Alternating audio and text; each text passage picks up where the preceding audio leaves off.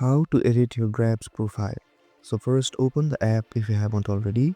Then your home screen should look something like this. Here you'll see a profile icon on the top right corner of your screen. Simply tap on it. Then you'll see a small pen icon on your profile on the top right corner of your screen. Tap on that, and from here you can change your name, mobile number or your email address, and you can even link your account to Facebook or Google. If you have the updated version, you can also add a business profile to manage your ride expenses, and it is that easy. This is how you can edit your profile on the Grab app. If this video helped you, don't forget to like, share and subscribe, and hit that notification bell so you don't miss any of our videos.